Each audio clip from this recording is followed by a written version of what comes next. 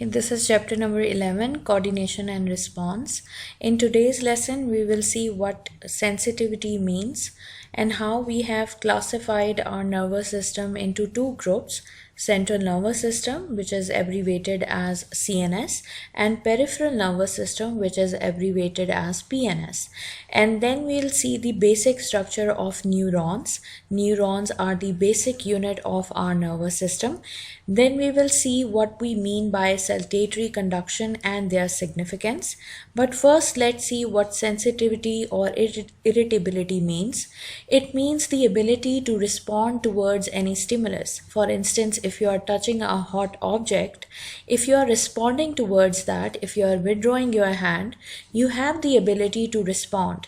So this ability is known as sensitivity. Our nervous system is categorized into two groups: central nervous system, which consists of brain and spinal cord, and then we have peripheral nervous system, which consists of cranial nerves, which are originating from brain, and then we have spinal nerves, which are originating from spinal cord. Along with these nerves, we also have sense organs, which are responsible for detecting the stimulus. This animation is showing you how the nerve impulses or electrical impulses are being transmitted through these neurons, through these nerves, which are actually the combination of nerve fibers. So if you see, if I want to know how the spinal cord looks like and how it is protected, so this is the structure of the backbone, the vertebral column, which is a bony case in which the spinal cord is encapsulated or protected. Every sensitive part of our body is somehow protected in some bony case. For instance, our heart and lungs are protected in rib cage, while our brain is protected in skull or cranium. On the other hand, this spinal cord, which is a group of nerve fibers, is protected in this bony structure. We call this backbone or vertebral column. So if I want to differentiate between these two, the spinal cord and the vertebral column, so actually the vertebral column or the backbone is the bony case, which is protecting the nerve fibers, which together are known as spinal cord. Central nervous system, like I told you, consists of brain and spinal cord, while peripheral nervous system consists of all the nerves which are originating from brain and also from the spinal cord. Now we have to see the basic structure of neurons. Neurons are animal cells which have slight difference in terms of their structure, but are the basic unit of nervous system. So this is the structure of spinal cord, the neurons. These neurons, as you can see, have a cell body which contains the nucleus. And if I want to differentiate the cell from other ordinary animal cells, I can see that here we have many cytoplasmic projections. These projections are known as nerve fibers. These nerve fibers are classified into two categories. One is called the dendrite, while the longer one is known as axon. You can see the light shaded blue area, the wire-like structure which is going all the way to the end is the axon, while these smaller branches or extensions, cytoplasmic extensions, are known as dendrite. The cell body is composed of nucleus and the cytoplasm. Obviously, it will have all other organelles too. And now we have to study about a special structure which is present in this neuron, that is of the myelin sheath. Myelin sheath is a fatty substance which is encapsulating or covering or wrapping the axon, and these are making up Schwann cells. Myelin sheath is actually a fatty substance which insulates the nerve impulses in the axon, just like copper wires are being encapsulated or are wrapped or are coated with rubber-like material which insulates the electrical current. Same is the case here. that since electrical impulses are generated and they move along the length of the neurons, they are to be encapsulated, they are to be protected so that they are not wasted. This myelin sheet plays the role for that. Then if you can see, this myelin sheet is not continuous through the length of the axon. It is somewhere broken, and broken in a way that it makes nodes. These nodes where the myelin sheet is absent, these nodes are known as node of Ranvier. Here the axons are kind of naked, they are not protected or encapsulated by this myelin sheet. These cells are known as Schwann cells, and these are not continuous like I told you, they are making nodes. Neurons are basically of two types, the ones which have myelin sheet and the other which do not have myelin sheet. This particular neuron in this slide is a neuron which is whose axon is wrapped in a myelin sheet, making node of Ranvier.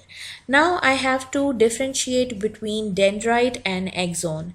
Since I told you that both of them are cytoplasmic extension of the neuron, but there must be some difference in these two. The difference is that the dendrite is a nerve fiber which is responsible for bringing the nerve impulses or electrical impulses towards the cell body, while axons are the cytoplasmic extensions or nerve fibers which takes the nerve impulses away from the cell body. So the cell body, which is comprising of the protoplasm consisting of nucleus, cytoplasm and cell membrane, is the center where the nerve impulses are brought in and they are taken away.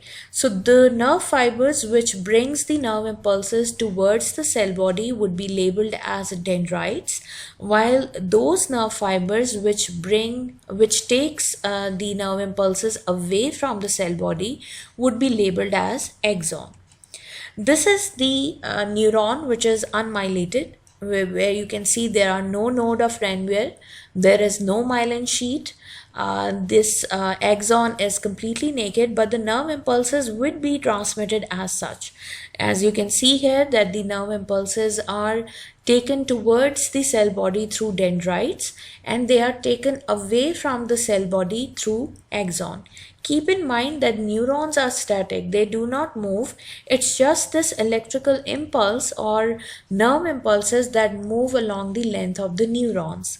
Don't ever forget that the neurons, just like our blood vessels, are static. They are making branches and branches in our body. They do not move. What is transmitted through them is the electrical impulses which are transmitted from one neuron to another. So what are nerves now? Nerves are basically the combination or bundle of nerve fibers. These nerve fibers may be dendrites, they may be axons or both. So nerves are basically the nerve fibers which are grouped together. Now we have to see what we mean by saltatory conductions. For that, you have to recall the previous slide where I told you that myelin sheet is not continuous along the length of the axon. If you can see here in this diagram, axon is not completely wrapped in the myelin sheet. There are some portions which are naked. These nodes are known as node of Ranvier. So basically, saltatory conduction is actually the jumping of the nerve impulses from one node of Ranvier to the other. So the impulses do not move along the entire length of the axon. Instead, they move from one node of Ranvier to the other. It's very common to observe that what would be the benefit or what would be the significance of these jumping nerve impulses. Obviously, it's the speed. The progression of electrical impulses will be not continuous along the entire length of the axon. Rather, they will skip from one node to another down the full length of the axon, speeding the arrival of the impulses at the nerve terminal. In comparison with the slower continuous progression of nerve conduction spreading down an unmyelinated axon. This theory can easily be understood by this animation, where you can see that we have two neurons. One is myelinated, the other one is not. One has node of Ranviers, the other is not. And you can see that the nerve impulse here in this neuron is traveling along the entire length of the axon. While on the other hand, in this neuron, the nerve impulses are jumping from one node of Ranvier to the another. Hence, the speed of nerve impulse conduction would be fast in myelinated neuron compared to the unmyelinated one. The node of Ranvier plays an important part where the nerve impulses jump from one node to another, making the nerve impulse far more quick compared to the other neuron.